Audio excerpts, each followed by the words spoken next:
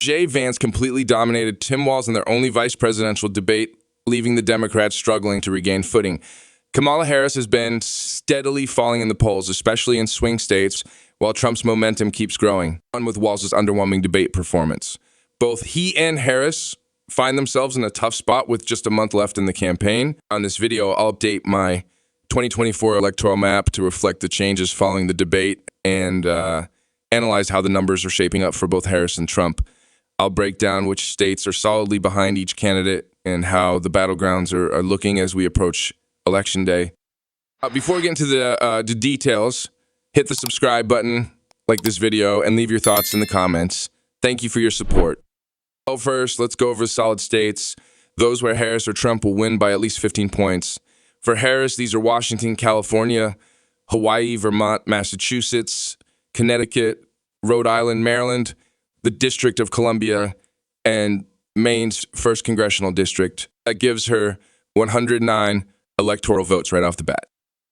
Has a larger chunk of solid states. He's set to win Utah, Wyoming, Idaho, Montana, North Dakota, South Dakota, most of Nebraska minus the 2nd District, Kansas, Oklahoma, Missouri, Arkansas, Louisiana, Mississippi, Alabama, Tennessee, Kentucky, West Virginia, Indiana, South Carolina, Alaska, and Maine's 2nd District. Trump is also expected to win Iowa comfortably, which he carried easily in both 2016 and 2020.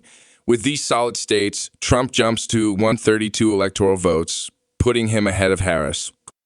Now let's talk about the likely states. Votes that lean towards one candidate, but by a margin of 7 to 15 points. For Harris, Oregon and Illinois are likely to stay blue, though her margins won't be as large as Biden's in 2020. Biden won Oregon by 16 points and Illinois by 17, but Harris might win them by closer to 7. In the Northeast, Harris will likely win New York, New Jersey, and Delaware, but recent issues like Andrew Cuomo's resignation and scandals surrounding New York City Mayor Eric Adams and Senator Bob Menendez have made these states more competitive than usual. Harris won't perform as well here as Biden did in 2020. In Colorado, Harris is still expected to win, but again, by a smaller margin. Biden won the state by nearly 14 points, but Harris might only manage around 7 points this time, keeping it in the likely blue column. As for Trump, his likely states include Ohio, which has become reliably red in recent years. He flipped it in 2016, held on to it in 2020, and is projected to win it by a double-digit margin in 2024. Texas is also in the likely red category, although it's been trending more competitive. Trump won Texas by 6 points in 2020, but this year he's expected to extend his lead to 10 points or more. Florida, once a key battleground, has shifted firmly into Trump's camp. Despite predictions that Biden might do better there in 2020, he ended up losing by a larger margin than Hillary Clinton did in 2016. With Governor Ron DeSantis winning by 20 points in 2022, Trump is now expected to win Florida by 7 to 10 points in November. With both the solid and likely states mapped out, Trump's lead expands to 219 electoral votes, while Harris has 191. Trump is now just 51 electoral votes shy of the 270 needed to win. The remaining 12 states, which hold 128 electoral votes, will determine the outcome. These are the battlegrounds, and they'll be key in deciding the election. Looking at Harris's lean blue states, where she's expected to win by 2 to 7 points, New Hampshire and Maine are in her corner, but her margins will be smaller than what Biden or Clinton achieved. Biden won New Hampshire by more than 7 points in 2020, but Harris might only win it by 4 to 6 points this time. New Mexico, which has consistently gone blue in recent elections, is also expected to go for Harris. However, there's been a shift among Hispanic voters towards Republicans, which makes it more competitive this time around. Harris has been underperforming among minority voters, especially compared to Biden, which spells trouble for Democrats in states like New Mexico with large Hispanic populations. For Trump, his lean red states include Arizona, North Carolina, and Georgia.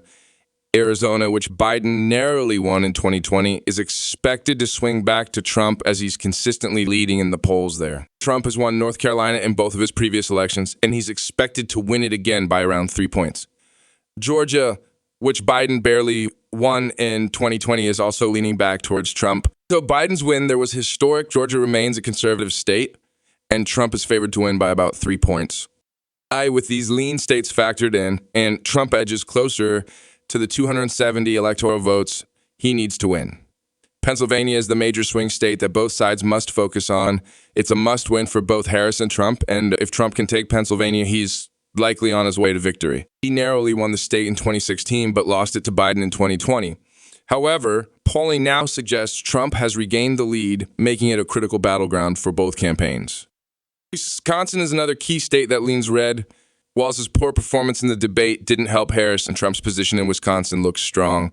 He narrowly won it in 2016, came close in 2020, and now polling has him tied with Harris, which is promising for his campaign.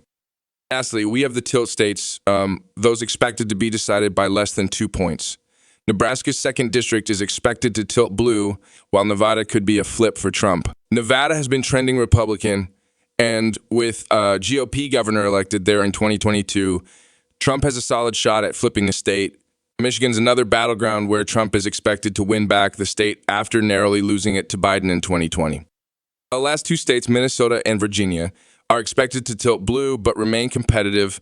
Virginia, which Biden won by 10 points, is much closer this time around. And Minnesota, though likely to stay blue, thanks to Walz being on the ticket, is still more competitive than Democrats would like. After the debate, Trump holds 312 electoral votes, while Harris trails at 226. Trump's gaining momentum in key battlegrounds like Wisconsin, and Minnesota is now more competitive than ever.